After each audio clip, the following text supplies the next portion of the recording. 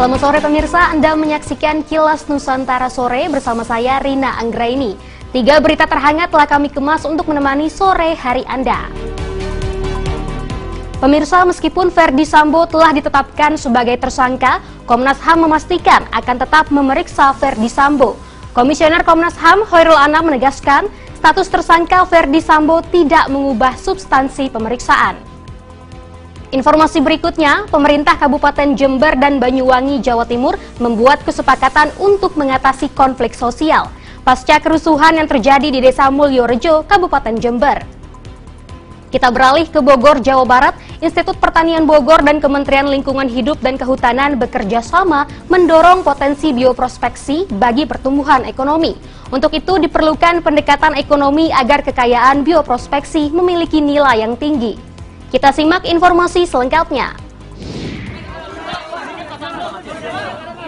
Komisi Nasional Hak Asasi Manusia Komnas HAM menegaskan akan tetap memeriksa ex-Kadif Propam Polri, Ferdy Sambo, pasca ditetapkan sebagai tersangka kasus penembakan yang menewaskan Brigadir Yosua Nofriansyah Huta Barat alias Brigadir J.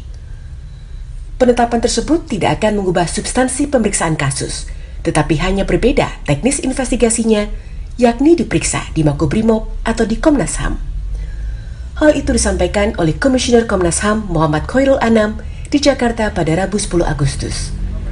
Di sisi lain, untuk mempercepat penyelesaian kasus ini, Komnas HAM sudah memeriksa 15 telepon genggam dari tim Siber Polri, dan salah satu dari ke-15 telepon seluler tersebut milik Ferdy Sambo. Menurut Anam, dari pemeriksaan digital telah didapat hasil yang substansial untuk nantinya dicocokkan dengan keterangan yang diberikan Sambo.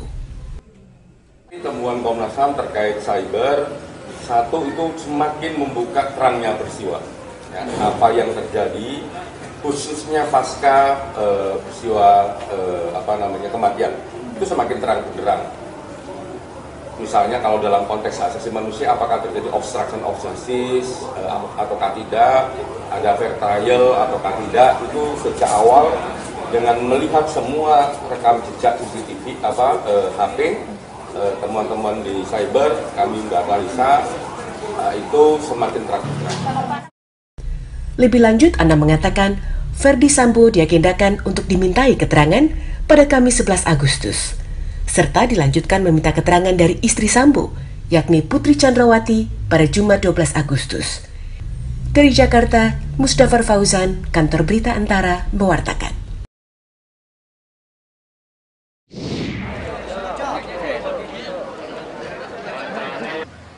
Konflik sosial antar warga Desa Mulyorejo, Kecamatan Silo, Jember, dan warga Desa Banyuanyar, Kecamatan Kalibaru, Banyuwangi, hingga terjadi aksi perusakan dan penembakan rumah yang terjadi pada Juli hingga 3 Agustus lalu, mendorong kedua pemerintah Kabupaten Jember dan Banyuwangi membuat kesepakatan bersama.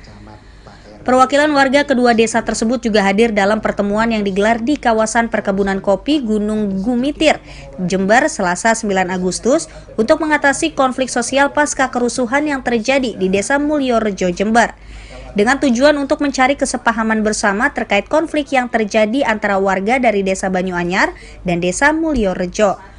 Hasil dari pertemuan disepakati bahwa semua pihak siap menjaga situasi kedua wilayah tetap kondusif, dan keluhan yang disampaikan oleh perwakilan warga, terutama para petani kopi, akan diselesaikan dengan mekanisme yang ada.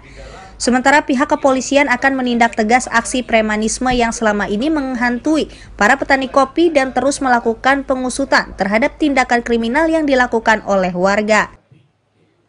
Dan harapan yang terakhir kami, seluruh masyarakat Mulyorejo dan masyarakat yang ada di Banyuanyar ikut membantu untuk mendinginkan suasana, bahwa ini tidak ada apa-apa lagi, sudah aman, clear semuanya insya Allah.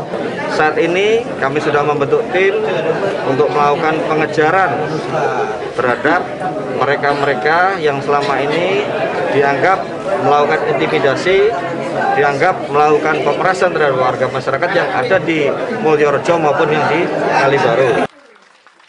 Sejauh ini polisi sudah menempatkan personel di titik-titik rawan serta membentuk tim khusus yang akan menyelidiki akar dari permasalahan yang berujung pada aksi pembakaran rumah dan kendaraan pada tanggal 3 dan 30 Juli serta 3 Agustus lalu yang menyebabkan 4 rumah rusak, 3 mobil dan 19 sepeda motor rusak. Polres Jember juga telah menangkap sebanyak 15 orang yang diduga melakukan pembakaran di 2 padukuhan di Dusun Baban Timur, Desa Mulyorejo, Jember. Dari Jember, Jawa Timur, Hamka Agung, Kantor Berita Antara, mewartakan.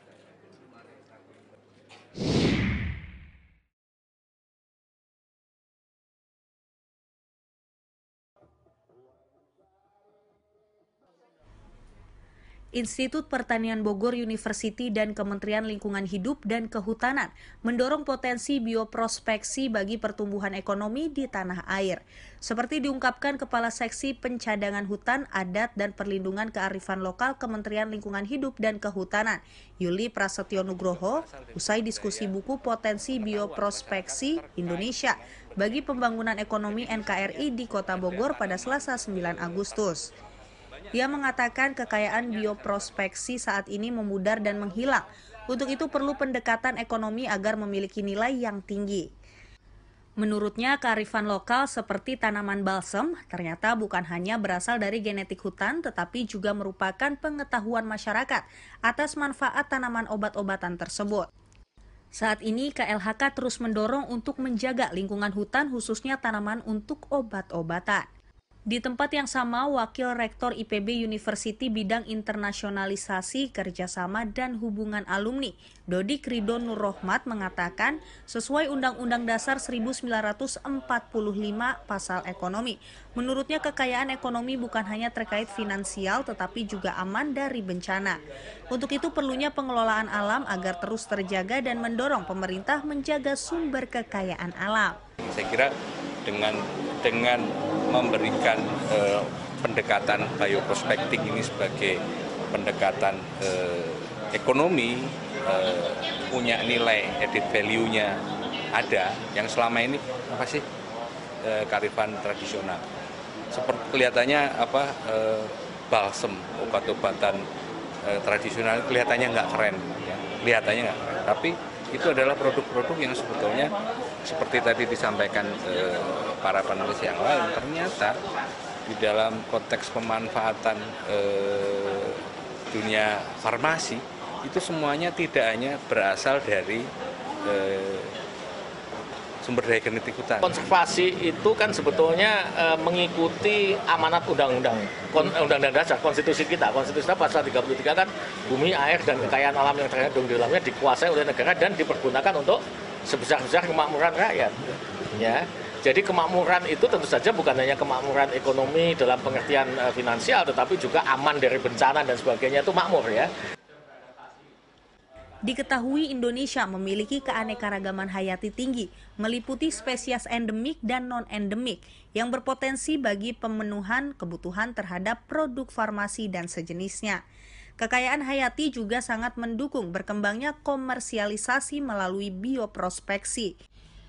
Bioprospeksi adalah penelusuran sistematik, klasifikasi, dan investigasi sumber senyawa kimia baru, gen, protein, dan produk, serta informasi genetik lain dengan nilai ekonomi dan potensi yang ditemukan dalam keanekaragaman hayati untuk tujuan komersial.